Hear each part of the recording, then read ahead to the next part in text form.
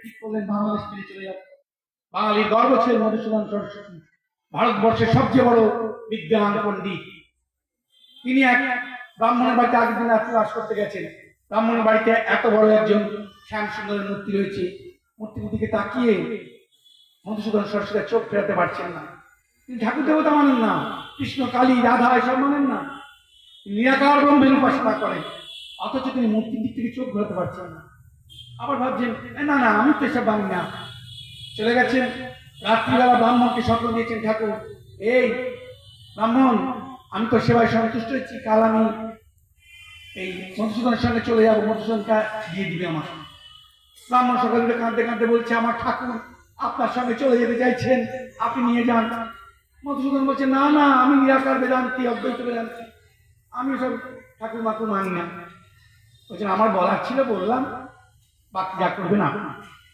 সেই রাত্রে ঠাকুর স্বয়ং অদ্বৈত বেদান্তি মধুসূদন সরস্বতীকে স্বপ্ন দিয়ে বললেন, মধুসূদন আমাকে নেবে না? মধুসূদন বলছেন, আরে তুমি, আরে আমি তোমাকে নিয়ে কি করবো, আমি তো তোমাকে মানি না। মানুষ না তো কি হয়েছে, সঙ্গে নিতে কি আসবে? বলছে আমি তোমাকে কোথায় নিয়ে যাবো? বলছেন কেন, তোমার সেই বাংলাদেশে কুনশিয়া গ্রামে। আরে আমি তোমায় কি খেতে দেবো?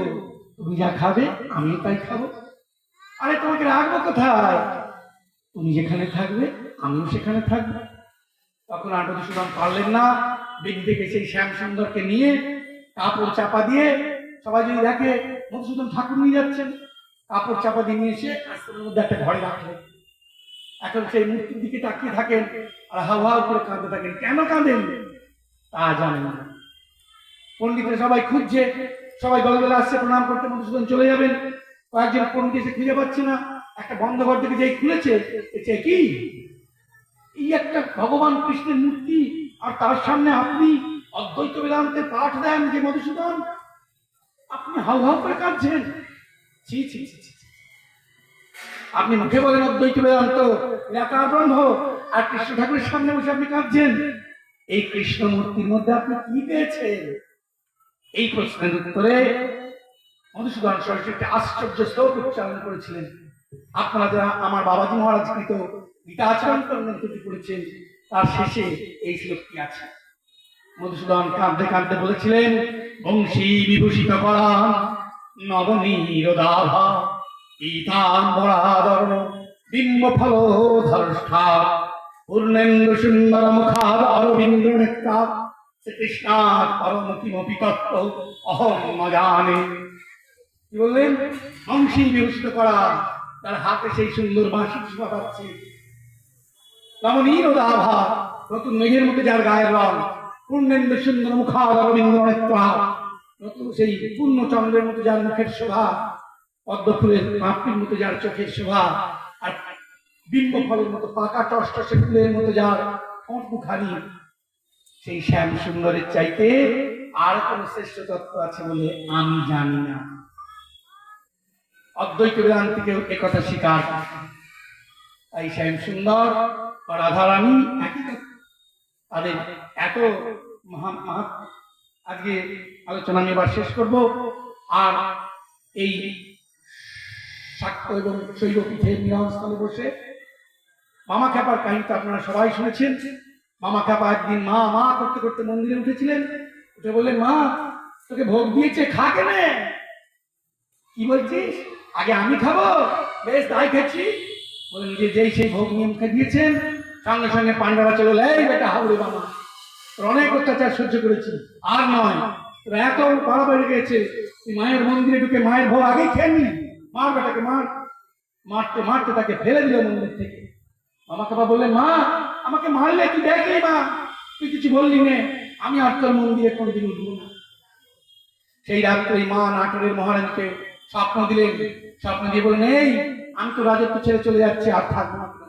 মা বললেন, কেন কেন মা, কি হয়েছে কি হয়েছে? তুমি যেও না, তুমি যেও না, তুমি যেও না। জানিস ওরা আমার বামকে মেরেছে, আজ 3 দিন আমার বাম খায়নি, 3 দিন আমারও খাওয়া হয়। বলছে, না মা তুমি বলো কি করতে হবে? তুই বলে দে আজ থেকে আগে বামের ভোগ লাগবে, তারপর আমার ভোগ লাগবে।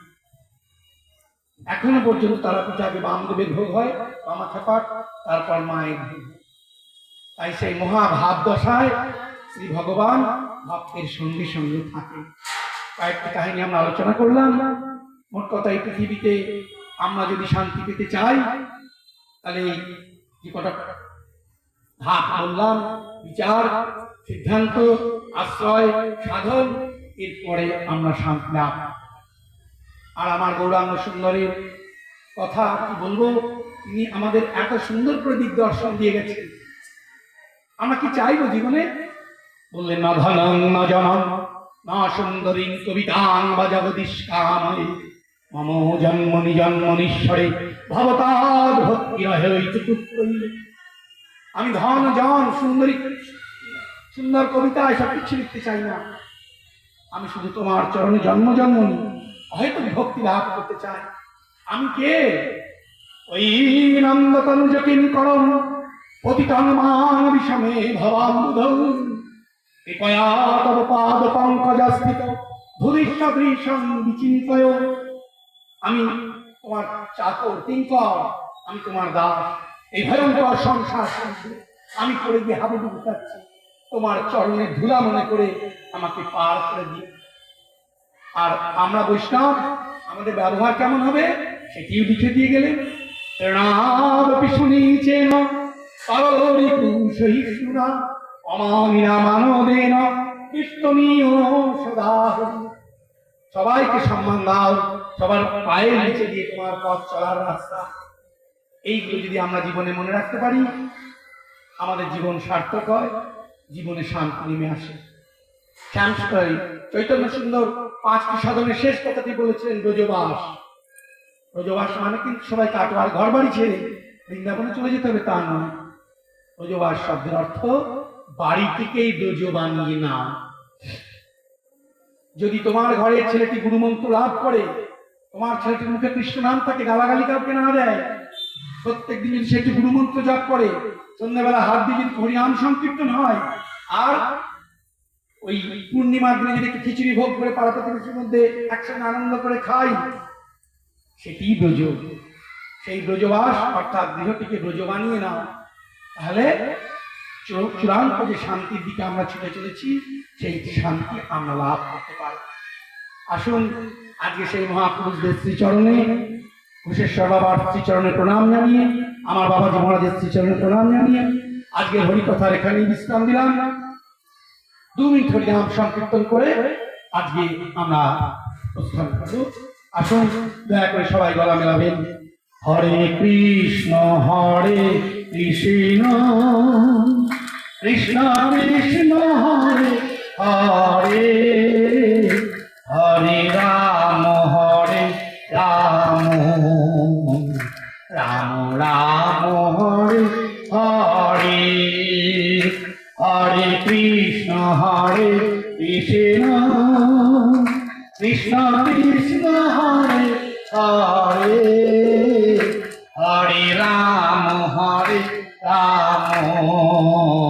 রাম রাম হরে হরে, রাধে কৃষ্ণ কৃষ্ণ কৃষ্ণ কৃষ্ণ রাধে রাধে, রাধে শ্যাম শ্যাম শ্যাম শ্যাম রাধে রাধে, রাধে কৃষ্ণ কৃষ্ণ কৃষ্ণ কৃষ্ণ রাধে রাধে, রাধে শ্যাম শ্যাম শ্যাম শ্যাম রাধে রাধে, হরে কৃষ্ণ কৃষ্ণ কৃষ্ণ কৃষ্ণ হরে হরে, হরে রাম